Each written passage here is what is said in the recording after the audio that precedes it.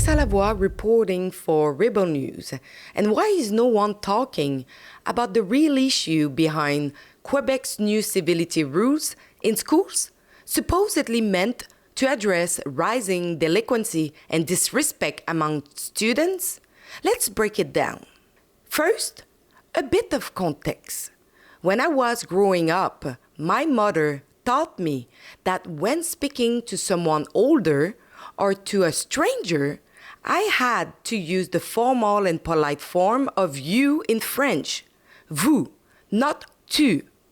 I was taught to say madame and monsieur as a basic sign of respect. In Quebec culture, using tu with someone you don't know is considered disrespectful. I experienced this firsthand during the 2021 federal leaders debate.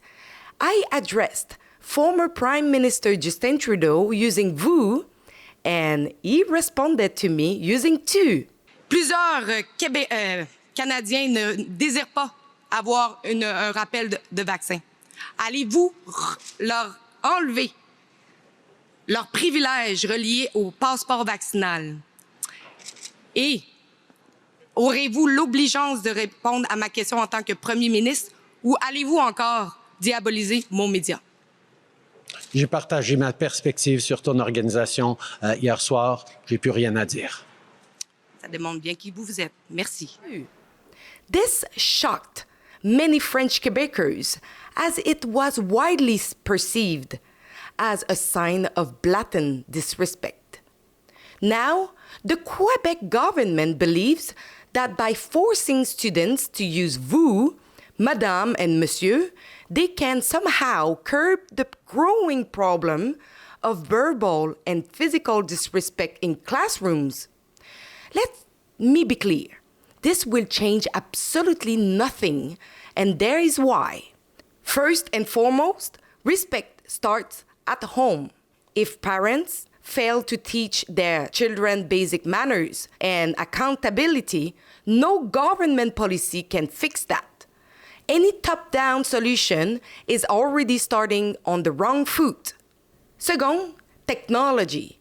Today's children are constantly glued to smart devices, immersed in online content and social interaction that actively erode traditional social norms, authority, and respect. Then came COVID-19. Children were isolated, stigmatized, and destabilized. They were labeled super spreaders, told they might kill their grandparents, and cut off from normal social interaction. Many experienced deep dehumanization, separated from friends and from the social environments where empathy, boundaries, and respect are learned. At the same time, Quebec saw a sharp rise in mass immigration. Children arrived from regions where concepts of authority, gender equality, and social norms can differ significantly from Western values. Integration efforts in Canada have failed many of these newcomers, creating real cultural clashes inside classrooms. Consider this. In Quebec, about 77% of teachers are women. According to 2022 demographic data, in some Montreal area schools, between 60% to 100% of students come from immigrant backgrounds. So, are we really surprised that disrespect, defiance, and refusals of authority are increasing?